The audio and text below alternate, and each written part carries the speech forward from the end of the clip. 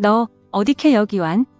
아우는 잠자코 한참 있다가 겨우 대답하였다. 형님, 거저 다 운명이에다. 따뜻한 불기운에 깜박 잠이 들려다가 그는 화닥닥 깨면서 또 말했다. 10년 동안에 되게 파랬구나. 형님, 나도 변했거니와 형님도 몹시 늙으셨세다.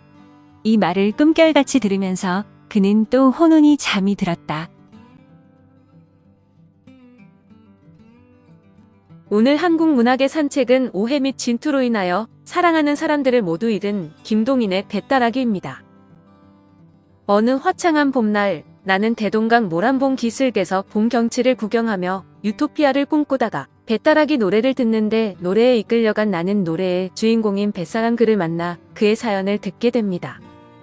강변에 나왔다가 나를 보더니만 혼비백산하여 꿈인지 생시인지 와르륵 달려들어 섬소목수로 붙여졌고 호천만극하는 말이 하늘로써 떨어지며 땅으로써 솟아났나 바람결에 묻어오고 구름길에 쎄어왔나 이리 서로 붙들고 울음 울제 일리 제인이며 일가 친척이 모두 모여 여기까지 들은 나는 마침내 참지 못하고 벌떡 일어서서 소나무 가지에 걸었던 모자를 내려쓰고 그곳을 찾으러 모란봉 꼭대기에 올라섰다.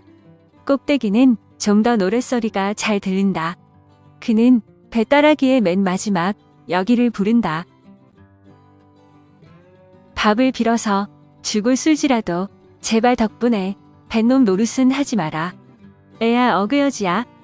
그는 19년 전 고향 영유에서 제일 가는 부자로 고기잡이와 배따라기 노래를 잘하고 시골 사람답지 않은 늠름한 아우와 천진난만하고 애교 많은 예쁜 아내를 거느리고 살았습니다.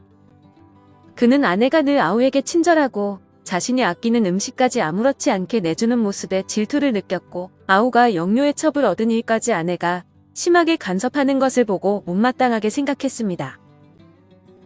동네 다른 남자들에게 친절하게 대하는 것을 참지 못하고 폭력을 휘두르는데 특히 잘생기고 몸도 좋은 동생에게 잘해주는 것을 못 참고 아내를 쥐잡듯이 팼습니다.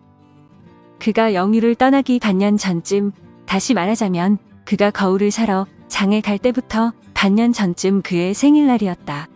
그의 집에서는 음식을 차려서 잘 먹었는데 그에게는 괴상한 버릇이 있었으니 맛있는 음식은 남겨두었다가 좀 이따 먹고 하는 것이 습관이었다. 그의 아내도 이 버릇은 잘 알 터인데 그의 아우가 점심때쯤 오니까 아까 그가 아껴서 남겨두었던 그 음식을 아우에게 주려 하였다. 그는 눈을 부릅뜨고 못 주리라고 암호하였지만 아내는 그것을 보았는지 못 보았는지 그의 아우에게 주어버렸다. 그는 마음속이 잠옷 편치 못하였다. 트집만 있으면 인연을. 그는 마음먹었다. 그의 아내는 시아우에게 상을 준 뒤에 물러오다가 그만 그의 발을 조금 밟았다. 인연. 그는 힘껏 발을 들어서 아내를 냅다 찼다. 그의 아내는 상 위에 거꾸러졌다가 일어난다. 인연. 사나이 발을 짓밟는 년이 어디 있어? 거 좀 밟아서 발이 부러졌을까? 아내는 낯이 새빨개져서 울음 섞인 소리로 고함친다. 인연. 말대답이. 그는 일어서서 아내의 머리채를 휘어잡았다. 형님, 왜 이리십니까? 아우가 일어서면서 그를 붙잡았다. 가만히 있거라, 이놈의 자식 하며 그는 아우를 밀친 뒤에 아내를 대는 대로 내리치었다. 죽일년, 인연 나가거라. 죽이라, 죽이라. 난 죽어도 이 집에선 못 나가. 못 나가? 못 나가게 않고 네 집이게. 이때다. 그의 마음에는 그 못 나가겠다는 아내의 마음이 푹 들이박혔다. 그 이상 때리기가 싫었다. 우두커니 눈만 흘기고 있다가 그는 망할년, 그럼 내가 나갈라 하고 그만 문 밖으로 뛰어나와서 형님 어디 갑니까? 하는 아우의 말에는 대답도 안 하고 곁동네 탁주집으로 뒤도 안 돌아보고 가서 거기 있는 술 파는 계집과 술상 앞에 마주 앉았다. 그러던 어느 날 그가 아내를 위해 장에서 거울을 사가지고 오던 날 집에서 아내와 동생이 한 방에서 머리도 헝클어져 있고 치마가 배꼽 밑으로 내려져 있는 장면을 보게 됩니다. 동생과 아내는 쥐를 잡느라고 그랬다고 했지만 믿을 수가 없어서 둘 다 흠씬 두들겨 패고 내쫓았는데 얼마 후 방에 쥐가 있는 것을 확인한 형은 자신의 행동을 후회했지만 때는 늦었습니다. 이미 아내는 물에 빠져 죽은 뒤였는데 아내의 장례를 마치고 동생마저 집을 나가 버리게 되자 그도 바다를 유랑하는 뱃사공이 되어 아우를 찾아 헤매게 됩니다. 분풀이는 실컷 하였지만 그래도 마음속이 잠옷 편치 못하였다. 그는 아랫목으로 가서 바람벽을 의지하고 실신한 사람같이 우두커니 서서 떡상만 들여다보고 있었다. 1시간, 2시간. 서편으로 바다를 향한 마을이라 다른 곳보다는 늦게 어둡지만 그래도 술시쯤 되어서는 깜깜하니 어두웠다. 그는 불을 켜려고 바람벽에서 떠나서 성냥을 찾으러 돌아갔다. 성냥은 늘 있던 자리에 있지 않았다. 그래서 여기저기 뒤적이노라니까 어떤 낡은 옷뭉치를 들칠 때에 문득 쥐소리가 나면서 무엇이 후덕덕 뛰어나온다.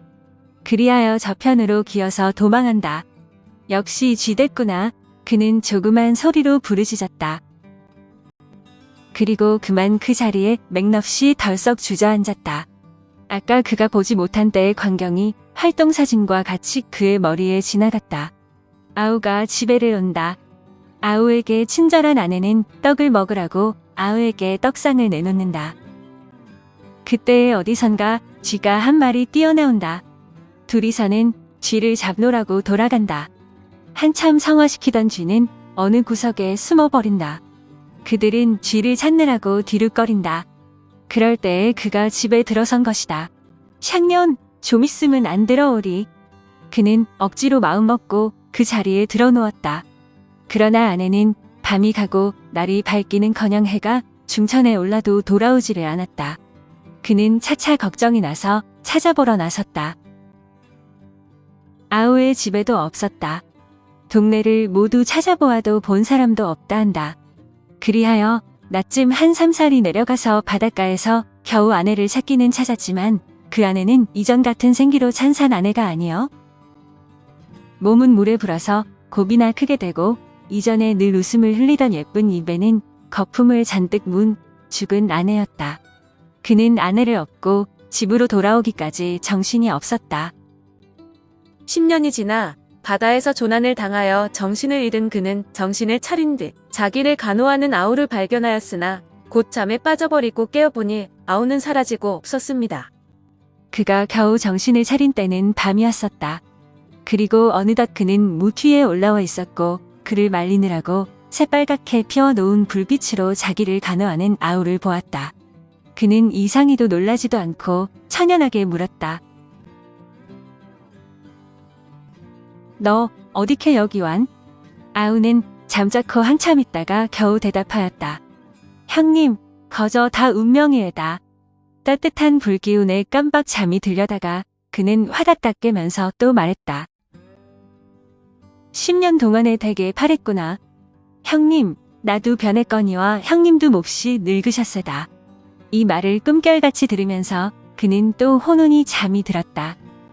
그리하여 두어 시간 꿀보다도 단잠을 잔 뒤에 깨어보니 아까같이 새빨간 불은 피어있지만 아우는 어디로 갔는지 없어졌다. 곁에 사람에게 물어보니까 아우는 형의 얼굴을 물끄러미 한참 들여다보고 있다가 새빨간 불빛을 등으로 받으면서 터벅터벅 아무 말 없이 어둠 가운데로 쓰러졌다 한다. 그 뒤 아우를 찾아 유랑한 지 6년 만에 그는 배가 강화도를 지날 때 멀리서 들려오는 아우의 배따라기를 들었을 뿐 아직도 생사를 확인 못한 채 방랑 중이라는 비통한 사연을 들려주고 떠나버립니다. 이 일로 나는 그날 밤을 뜬 눈으로 새우고 이튿날 다시 그를 찾아보았으나 만날 수 없었고 이듬해 다시 또 그 자리를 찾아갔으나 다시는 만날 수 없었습니다. 그날 밤 집에 돌아와서도 그 배따라기와 그의 숙명적 경험담이 귀에 쟁쟁이 울리어서 잠을 못 이루고 이튿날 아침 깨어서 조반도 안 먹고 기자묘로 뛰어가서 또다시 그를 찾아보았다. 그가 어제 깔고 앉았던 풀은 모두 한편으로 누워서 그가 다녀감을 기념하되 그는 그 근처에 보이지 않았다. 그러나 배따라기는 어디선가 쟁쟁이 울리어서 모든 소나무들을 떨리지 않고는 안 두겠다는 듯이 날아온다. 모란봉이다. 모란봉에 있다. 하고 나는 한숨에 모란봉으로 뛰어갔다. 모란봉에는 사람이 하나도 없다. 부병루에도 없다. 을밀대다 하고 나는 다시 을밀대로 갔다. 을밀대에서 부병루를 연한 지옥까지 연한 듯한 골짜기에 물 한 방울을 안세일이라고 빽빽히 난 소나무에 그 모든 잎잎은 떨리는 배따라기를 부르고 있지만 그는 여기도 있지 않다. 기자묘에 하늘을 향하여 퍼져나간 그 모든 소나무의 천만의 잎잎도 그 아래쪽 퍼진 천만의 풀들도 모두 그 배따라기를 슬프게 부르고 있지만 그는 이 조그만 모란봉 일대에서 찾을 수가 없었다. 강가에 나가서 알아보니 그의 배는 오늘 새벽에 떠났다 한다. 그 뒤에 여름과 가을이 가고 1년이 지나서 다시 봄이 이르렀으되 잠깐 평양을 다녀간 그는 그 숙명적 경험담과 슬픈 배따라기를 남겨두었을 뿐 다시 조그만 모란봉에 나타나지 않는다. 모란봉과 기자묘에 다시 봄이 이르러서 작년에 그가 깔고 앉아서 부러졌던 풀들도 다시 곧게 닦아 나서 자줏빛 꽃이 필요하지만 끝없는 위우침을 담은 한낱 배따라기로 하서여 나는 그는 이 조그만 모란봉과 기자묘에서 다시 볼 수가 없었다. 다만 그가 남기고 간 배따라기만 추억하는 듯이 기념하는 듯이 모든 잎잎이 속삭이고 있을 따름이다. 김동인의 배따라기. 김동인이 1921년 6월 창조 재고에 발표한 단편 소설로 그 이후 1948년 간행된 단편집인 발가락이 닮았다에 수록되었습니다. 작자의 본격적인 단편 소설로 비교적 낭만적 색채가 짙은 작품인데 자신의 성격 때문에 아내와 동생을 잃은 어느 뱃사공에 기구한 삶을 그린 소설입니다. 그러나 배따라기를 통해 비극성을 말하려고 한 것이 아니라 비극적인 삶의 단면을 제시해 인생의 문제를 다시 생각하도록 유도하고 있어 유미주의적 경향을 띠고 있다고 평가됩니다. 배따라기는 우연에 의해 훼손된 삶의 가치를 문제 삼고 있으며 그것을 통한 미적 가치의 추구라는 김동인의 소설적 특징을 잘 보여주고 있는 작품입니다. 배따라기는 서도 민요의 하나로 어부들의 신세 타령을 하는 노래인데 그댄 봄비를 무척 좋아하나요? 등으로 유명한 가수 이혜민이 배따라기라는 이름으로 활동을 했습니다. 또한 이 소설은 유토피아를 꿈꾸는 나의 이야기와 오해 및 진투로 인하여 사랑하는 사람들을 모두 잃은 그의 이야기를 배따라기라는 노래로 접합시킨 액자 소설입니다. 액자 소설은 그림을 삥 둘러서 있는 액자처럼 바깥 이야기가 그 속의 이야기를 액자처럼 포함하고 있는 기법을 말하는데 보통 외부에서 내부로 흘러가다 내부가 끝나면 다시 외부로 흘러갑니다. 시점이 불투명하게 변하기도 하는데 보통 외부 이야기는 1인칭, 내부 이야기는 3인칭 시점으로 진행되며 외부 이야기를 내부 이야기 밖에 두면서 내부 이야기의 진실성을 부여하는 데 사용됩니다. 극단적인 미의 낙원을 추구하는 나의 미의식과 해안의 유랑을 계속해야만 하는 그의 운명적 비극이 배따라기라는 예술적 아름다움으로 승화되어 만나는 것입니다. 이 작품은 물론 인과관계의 허점과 같은 한계를 내포하고 있지만 비교적 작자의 순수한 미의식과 예술적 기교가 잘 조화된 우리 근대 단편문학의 한 전형을 이룬 작품으로 평가를 받고 있습니다. 김동인.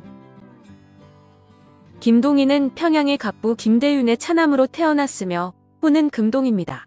어려서 일본에 유학해 메이지 학원을 거쳐서 아오야마 학원에서 수학했으며 1919년 주요한 전영택 등과 함께 창조를 창간했습니다.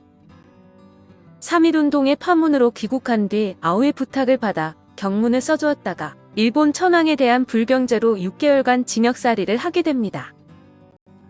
이광수 등의 계몽주의를 극복하고 사실주의를 표방했는데 1921년 경영난으로 창조를 폐간하고 1926년 아오 동평을 도와 영화 제작에 손을 대었으나 역시 실패에 궁핍에 시달립니다.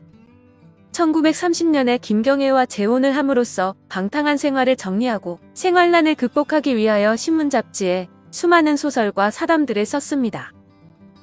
광복 이후에는 빈곤과 불면증, 약물 중독으로 시달리다가 1951년 일사후퇴 때 가족들이 피난간 사이에 죽었습니다. 그의 작품 세계는 이광수의 계몽주의에 맞선 사실주의, 신경양판에 지는 프로문학에 맞선 예술지상주의로 순수 문학운동 전개로 묶어질 수 있습니다. 자연주의적 수법의 약한 자의 슬픔부터 낭만주의인 배따라기, 자연주의 감자, 유미주의 광화사, 인도주의 발가락이 닮았다, 민족주의 붉은 산 등 다양한 문학 사조와 수법을 골고루 구사했습니다. 멋진 길을 만나면 사랑하는 사람과 다리가 아플 때까지 함께 걷고 싶다. 맛있는 음식을 보면 사랑하는 사람과 배가 부르도록 함께 먹고 싶다. 김홍님, 함께 하고 싶다.